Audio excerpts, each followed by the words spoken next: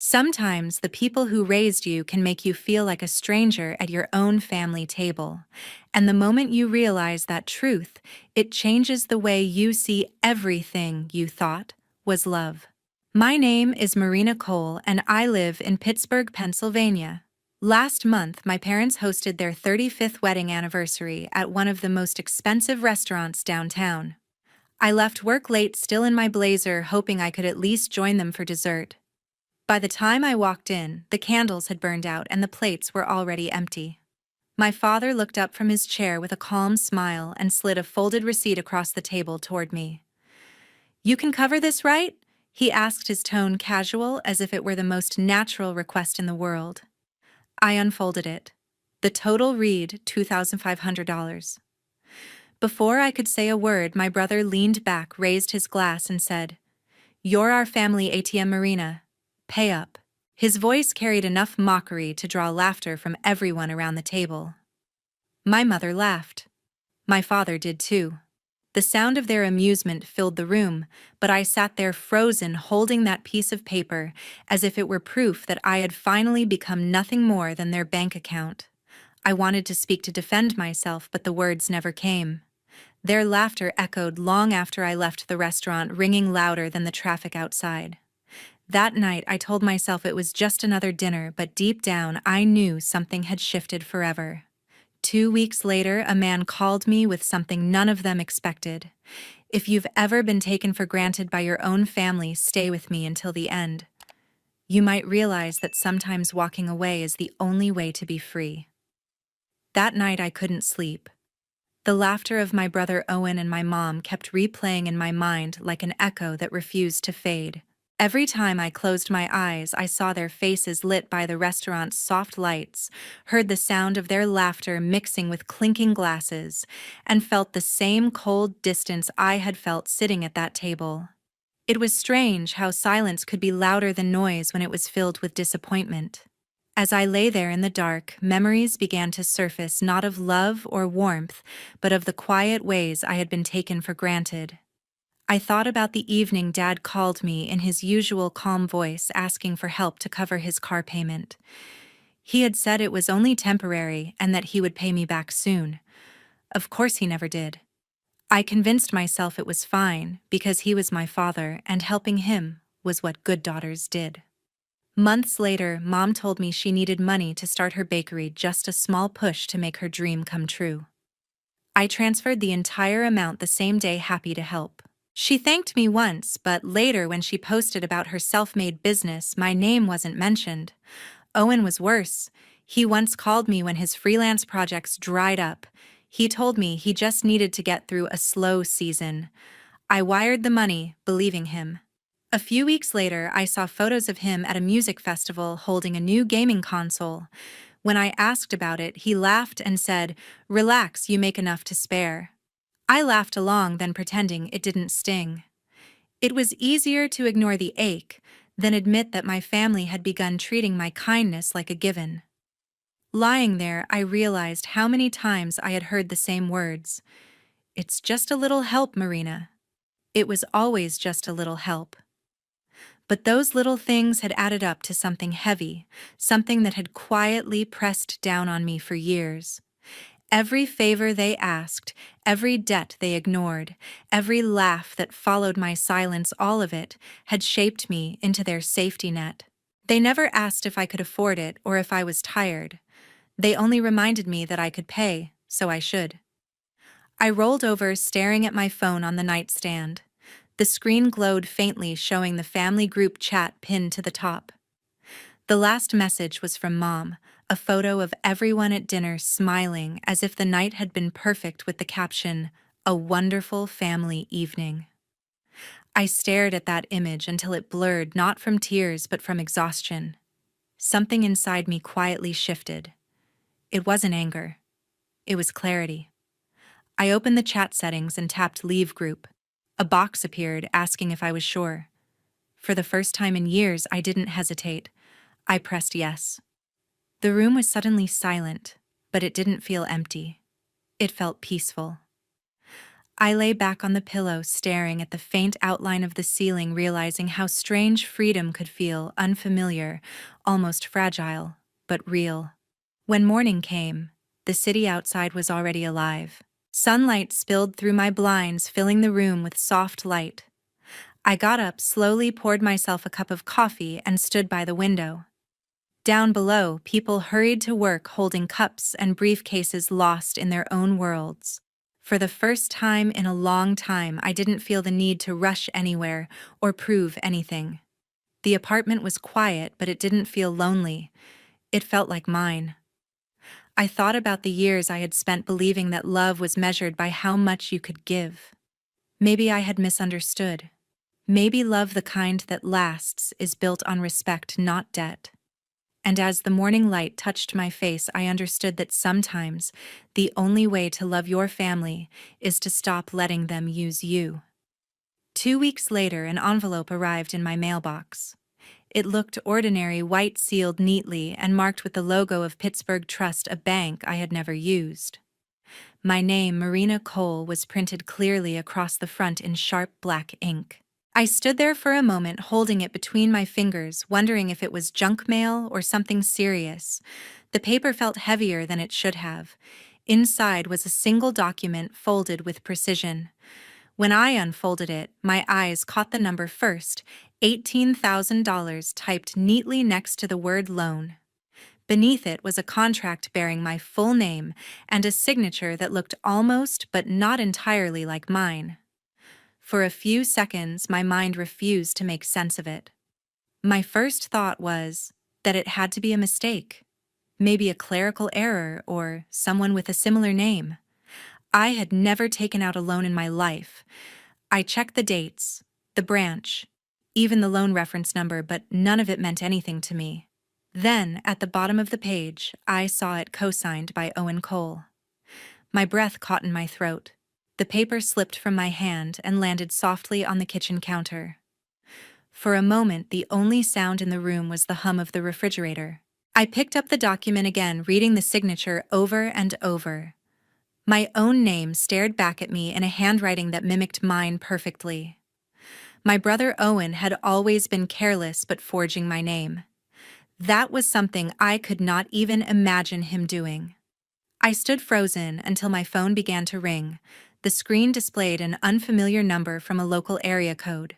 Without thinking, I answered. "Hello." My voice came out quieter than I expected. A polite male voice responded, calm and professional. "Good morning, this is Mark Lawson from Pittsburgh Trust. May I speak with Ms. Marina Cole?" "This is she," I replied, gripping the phone tighter. He continued. "I'm calling regarding your joint loan with Mr. Owen Cole. We've been unable to reach him for the last 2 weeks, and as the co-signer, we wanted to confirm your awareness of the overdue balance." It took me several seconds to form words. "I'm sorry," I said slowly. "There must be a mistake. I never signed any loan agreement with Owen." Mark's tone softened, but his words were steady. "The document on file bears your signature, Ms. Cole. It was processed here at our downtown branch. We can arrange an appointment if you'd like to review the original paperwork." I felt my stomach tighten. "Yes," I whispered. "Please send me a copy." After the call ended, I stood in my kitchen, still holding the phone. My reflection in the dark window looked like a stranger, pale still and unsure whether to scream or cry. My mind raced through possibilities. Maybe Owen had used my personal documents. Maybe Dad or Mom had given him access thinking I'd approve. The thought made me dizzy. I walked to the counter and stared at the contract again. The signature wasn't mine, but it was close enough to fool anyone. I had trusted my family with everything, my time, my money, my patience, but this was something else. This wasn't carelessness. This was betrayal. The next morning, I received an email from Mark with a scanned copy of the full agreement. Every detail was there: my name, my address, even my driver's license number. The signature looked practiced, as if someone had traced it more than once. I didn't know whether to feel violated or foolish for still being surprised. I poured myself a glass of water, my hands shaking slightly. The glass clinked against the counter as I set it down. I kept asking myself the same question: how far would my brother go before realizing what he was doing to me? I looked at the phone again, half expecting it to ring. It didn't. The silence stretched through the apartment, thick and unbearable. That evening, I sat by the window watching the streetlights flicker on one by one. Somewhere across town, Owen was probably laughing, unaware that the foundation of our family trust had just cracked beyond repair. I didn't know what I would do next, but I knew one thing for sure: I was done being the one who stayed quiet. The next morning, I drove straight to the downtown office. The air was cold and heavy, and the streets of Pittsburgh were still half asleep. The glass building of Pittsburgh Trust shimmered in the morning light, neat and impersonal. As I parked and walked toward the entrance, I felt a strange calm settle inside me, the kind that comes after running out of tears. Inside, the lobby smelled faintly of coffee and new paper. A receptionist greeted me politely, then directed me to the loan department. I was asked to wait while they retrieved my file. The walls were lined with framed certificates and photos of smiling employees, all symbols of trust and reliability. Sitting there, I wondered what those words even meant anymore. A young woman in a gray suit finally approached me, holding a folder. "Ms. Cole, I'm Rebecca Mills, records officer. I understand you'd like to verify a loan account." Her tone was professional, but her eyes softened when she noticed how tightly I was holding my bag. "Yes," I said quietly. "I need to see the original file. There's been a mistake." She nodded and led me to a small glass-walled room. She opened the folder and placed several documents on the table. My name appeared on each one: on the application, the cosigner line, even on the ID copy. The handwriting looked frighteningly close to mine. I leaned forward, scanning every line, trying to find a clue that would prove this was not real. "The address is correct," I murmured, "and the signature looks similar, but the phone number—" Rebecca glanced down and read aloud, "Primary contact 42-555-0147. Then she looked back at me. "Does that number belong to you?" My stomach dropped. "No," I said softly. "That's my brother's." Rebecca's brows furrowed slightly. "Then I'm afraid this might be identity misuse. You should file a report. But based on what we have here, the system recognizes this loan as valid with both parties responsible." Her words blurred in my mind. I tried to focus, but the room felt smaller, the air thinner. I asked to see the identification copy used during the application. She hesitated, then turned the page inside the folder. There it was: my driver's license, my photo, my signature. Everything was real, except I had never handed it to anyone. For a moment, I couldn't breathe. "Where did this come from?" I managed to ask. Rebecca sighed. "It was scanned at the downtown branch 3 months ago. If you'd like, we can provide the timestamp and the employee name who handled it." 3 months ago. I remembered Owen calling me around that time, saying he needed to check something with my credit score for a client. He had sounded casual, almost apologetic. I had sent him a photo of my ID that same day, thinking it was harmless. My hands trembled slightly on the table. Rebecca closed the folder gently. "Ms. Cole, I know this must be upsetting. I'll email you the full report and a copy of all documents. You should contact our fraud department immediately." I nodded, but my voice wouldn't come. When I left the room, the receptionist offered me a polite smile that I could barely return. My steps echoed through the marble hall, each one heavier than the last. Outside, the sky had turned gray, the kind that promised rain but refused to deliver it. I stood beside my car, looking at the city's skyline reflected on the wet pavement. I wasn't crying. There was nothing left to cry about. It felt as if someone had quietly drained every drop of blood from me and replaced it with silence. On the drive home, I kept one hand on the wheel, the other gripping the folder with my name printed across it. My reflection in the rearview mirror looked calm, but inside everything had collapsed. The realization struck me with quiet precision: maybe I never had a family at all. Maybe I only had people who learned how to use me. That afternoon, I drove to my parents' house. The sky over Pittsburgh hung low and gray, pressing down on the quiet streets.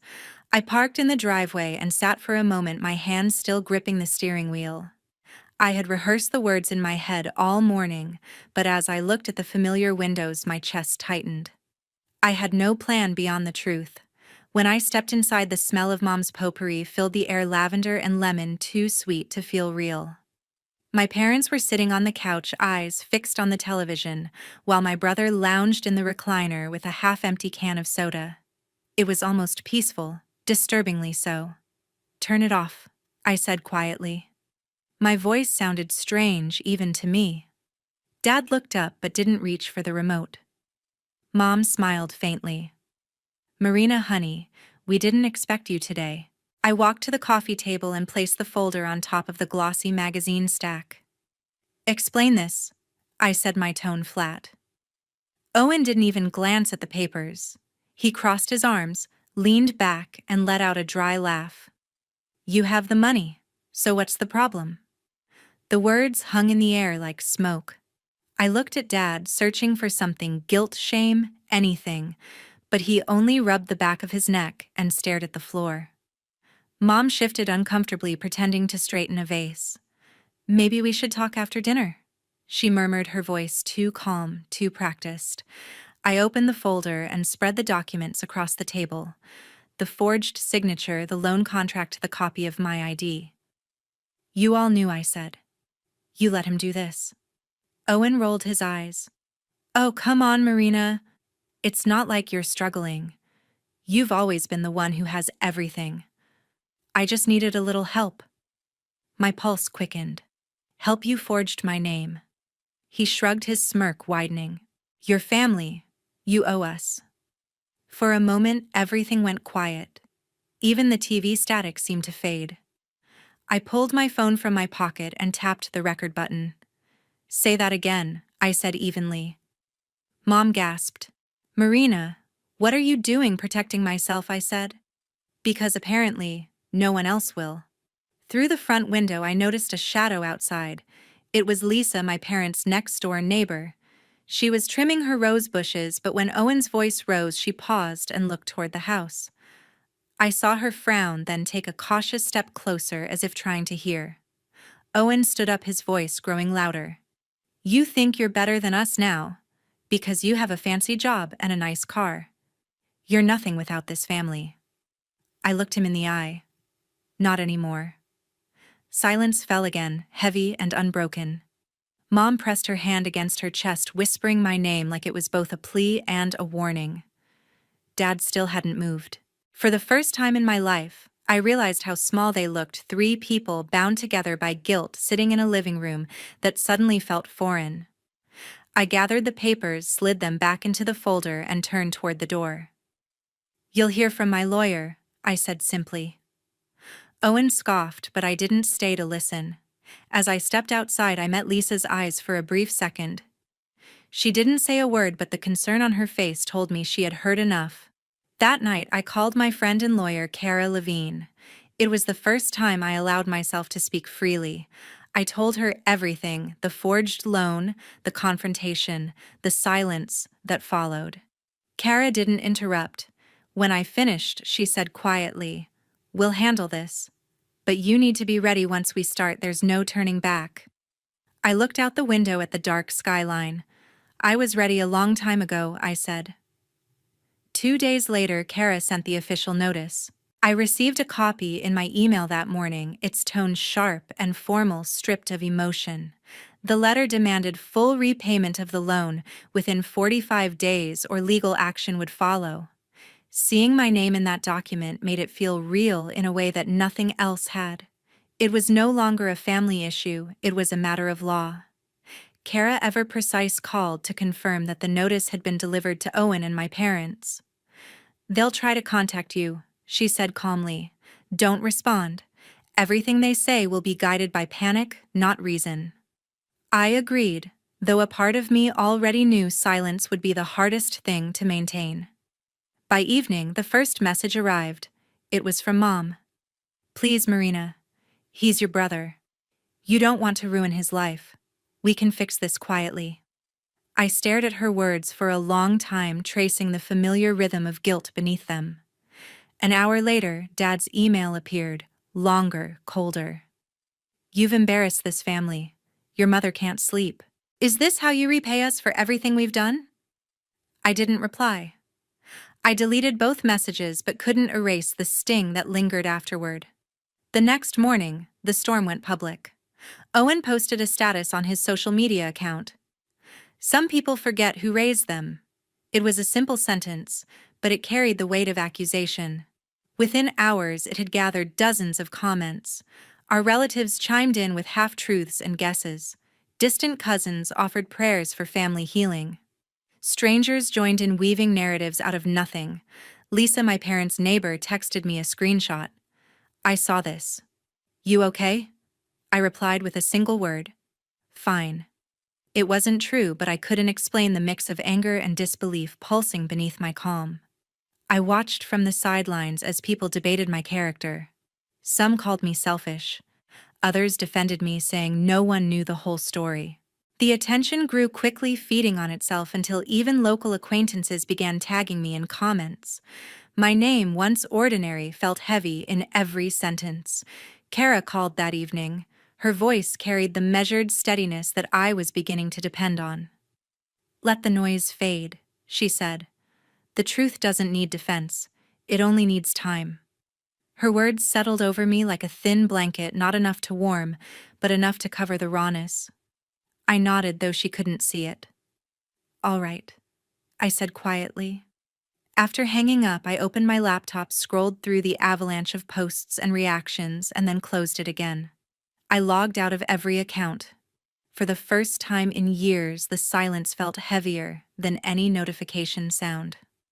That night, I sat by my window, city lights flickering like restless thoughts.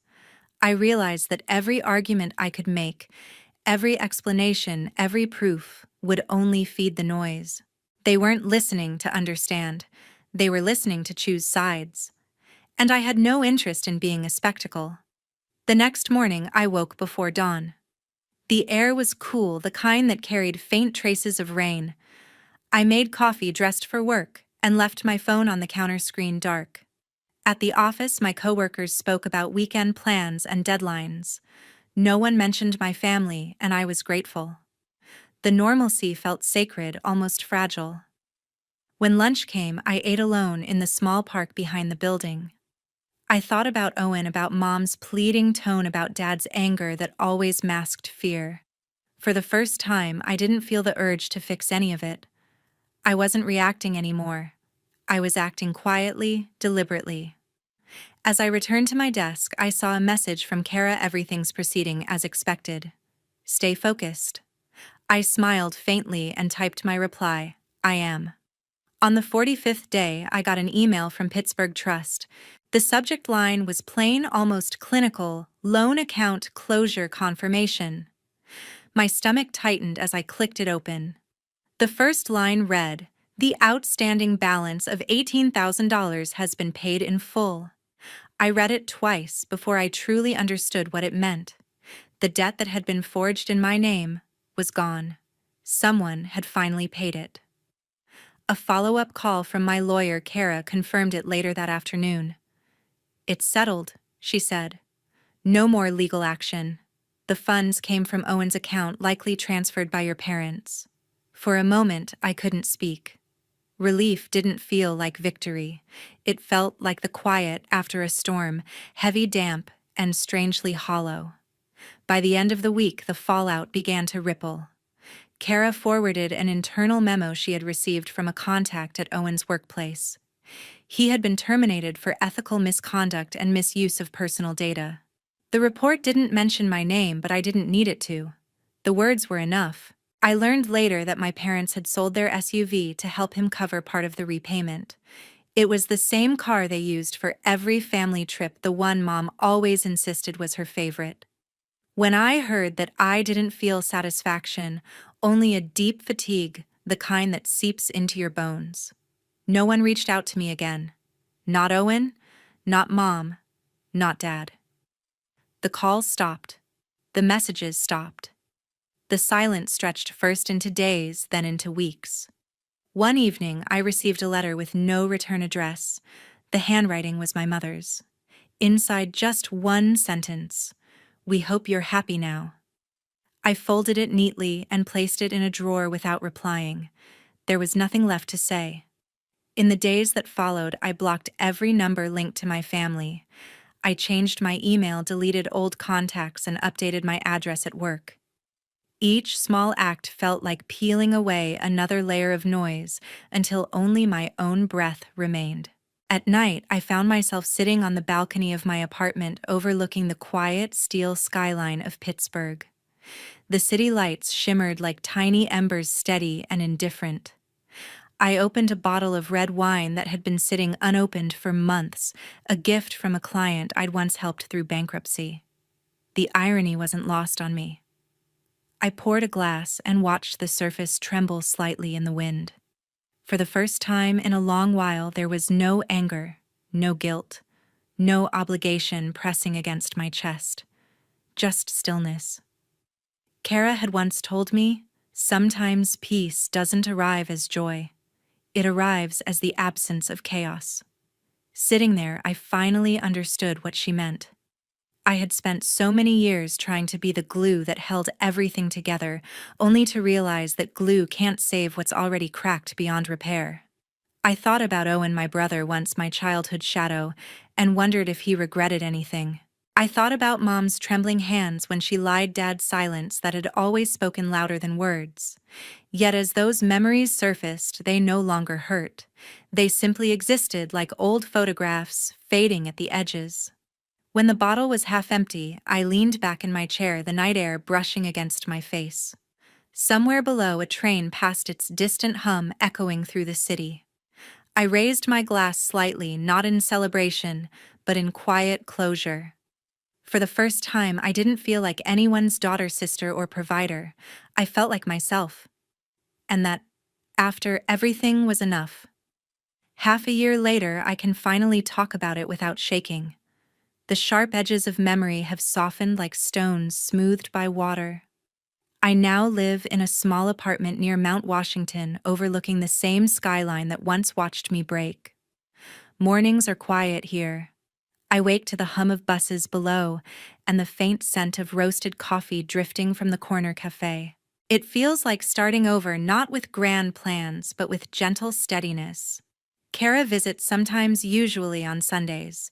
She brings 2 cups of black coffee and a knowing smile, the kind that doesn't need words. We sit by the window, the city glimmering behind her, and talk about everything except the past. When she finally asks how I feel, I tell her it's like running a finger across an old scar. I still remember where it came from, but it no longer hurts. She nods, as if she has heard that answer 100 times from people learning how to begin again. I spend most of my evenings reading or walking along Grandview Avenue. From there, the whole city stretches beneath me, silver and quiet.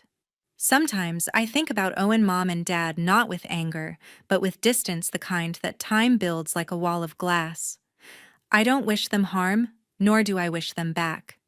Forgiveness, I've learned, doesn't always require reconciliation. I started writing again. This story began as a personal reminder, something I needed to put into words, before it dissolved into silence. But somewhere along the way, it turned into something more, a lesson I didn't know I was still learning. You can forgive people, but never let them near your peace again. Sometimes love isn't the problem, boundaries are. When people keep taking and calling it love, you must be the one to stop it. Saying enough isn't cold, it's self-respect. Peace is earned when you stop paying for others' comfort with your own pain. Thank you for staying until the end. I truly appreciate your time and empathy. If you've ever had to distance yourself from family for peace, share your thoughts below. Your story might help someone else find courage too.